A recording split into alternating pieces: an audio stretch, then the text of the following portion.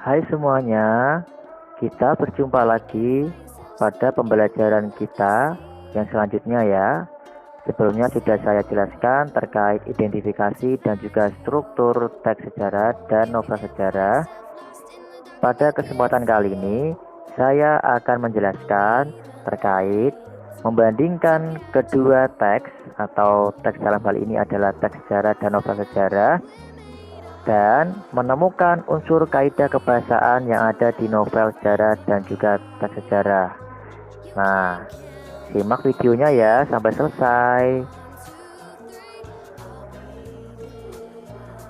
Nah, kemudian apa yang ada di benak kalian jika kita membahas terkait dengan apa itu membandingkan? Tentu kalian sudah tidak asing ya terkait apa itu membandingkan. Nah, di sini saya mengambil sumber dari KBBI atau Kamus Besar Bahasa Indonesia.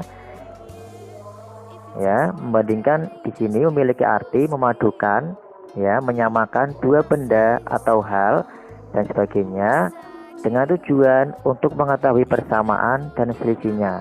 Jadi, membandingkan secara garis besar merupakan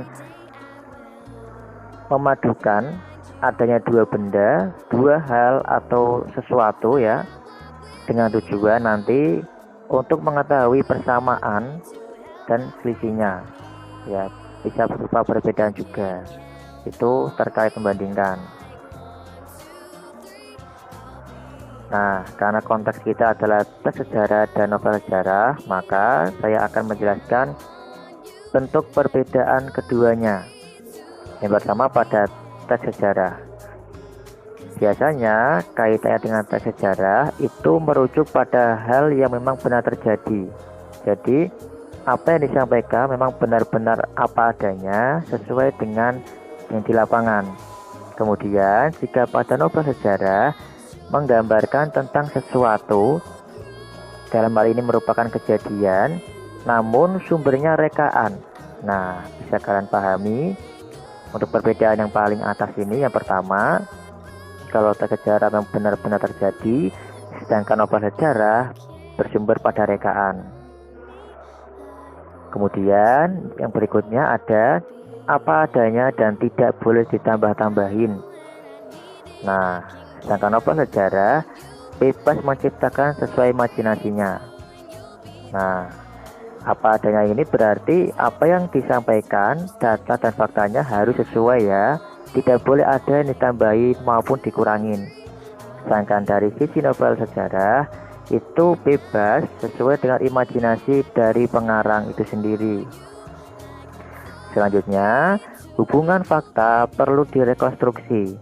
Jadi bentuk hubungan fakta dibangun sesuai kondisi yang terjadi. Ya, jadi tidak boleh kita memanipulasi ya, begitu. Kemudian dari novel sejarah, rekayasa pengarang menyesuaikan referensi atau koheren dengan situasi sejarah. Maksudnya di sini adalah pengarang menciptakan bentuk novel sejarah dengan mengaitkan dengan situasi sejarah. Selanjutnya, sejarawan terikat pada mengenai apa, kapan, dan juga siapa. Maksudnya adalah apa yang terjadi atau apa peristiwanya, kemudian siapa tokohnya, dan kapan terjadinya. Jadi sejarawan masuk di dalam atau terikat ya. Sedangkan novel sejarah pengarang tidak terikat fakta, namun berupa fiksi. Artinya bentuk penceritaan dari pengarang merupakan fiksi atau rekaan. Selanjutnya, hubungan baik pelaku, tokoh itu sesuai dengan kondisi masyarakat dan harus sesuai kenyataan ya. Jadi penceritaannya di lapangan ya, kaitannya dengan tokoh, kemudian kondisi, situasi masyarakatnya harus sesuai apa adanya yang terjadi. Nah, sedangkan dari sisi novel sejarah itu berupa imajinasi ya. Jadi bisa dipahami ya. Kemudian kita akan lanjutkan ke bagian menemukan unsur kebahasaan. Nah, jadi kita akan belajar terkait menemukan unsur kebahasaan apa saja yang ada di teks cerita novel sejarah. Nah, kaitannya dengan kaidah kebahasaan atau unsur bahasa apa saja yang ada di teks novel sejarah. Bisa disimak ya. Yang pertama ada kalimat bermakna lampau. Nah, kalimat bermakna lampau ini maksudnya adalah penggunaan kalimat yang menyatakan peristiwa pada masa lampau. Nah, misal saya contohkan seperti ini. Pada waktu itu, kala itu, pada suatu hari. Nah, itu menunjukkan kalimat yang memiliki makna lampau atau masa lalu. Begitu ya. Kemudian adanya konjungsi temporal atau konjungsi waktu.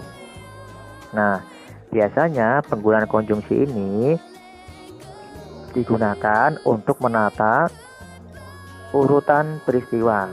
Nah, contohnya seperti hingga, ketika, sambil, sebelum, sedari, sejak, selama, semenjak, sementara, seraya, waktu, setelah, sesudah, selanjutnya, dan seterusnya.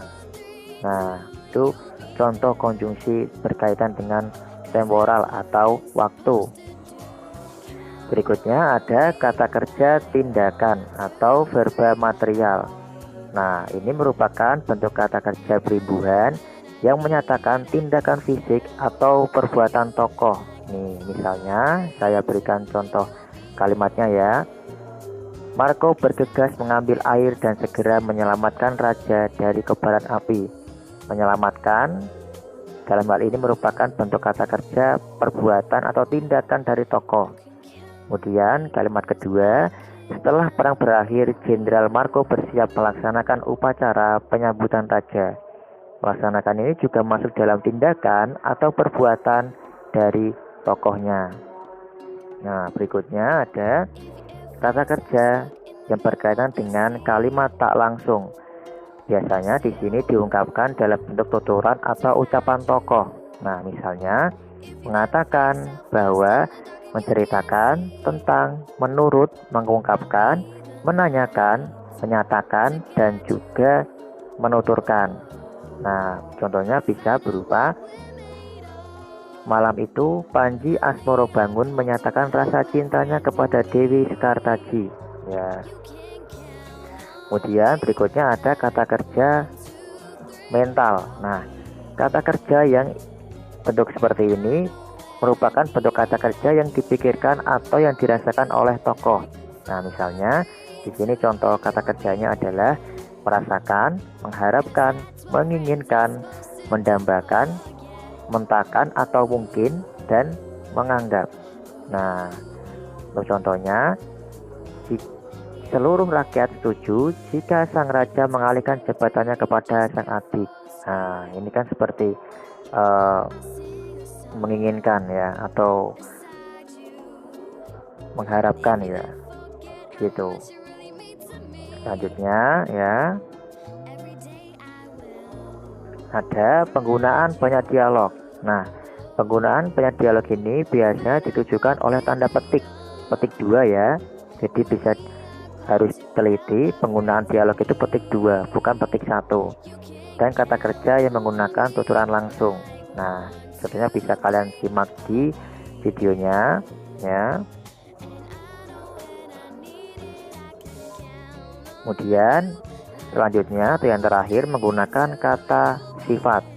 Biasanya menggambarkan tokoh, bisa tempat atau suasananya. Apa yang dipikiran Roro Jonggrang setelah tahu Bandung Bondowoso akan menyelesaikan tugasnya dalam membuat 1000 candi. Tampak raut wajah yang lesu dan gemetar. Ini penggunaan kata sifat bisa berupa bentuk suasana yang digambarkan dalam petikan yang saya bacakan tadi. Ya, perasaan yang dirasakan oleh Roro Jonggrang jika Bandung Bondowoso dapat menyelesaikan tugasnya, begitu kira-kira. Itu terkait dengan membandingkan dan juga menemukan unsur atau kaidah kebahasaan yang ada di teks sejarah maupun novel sejarah. Baik, kita sambung di video berikutnya ya. Terima kasih.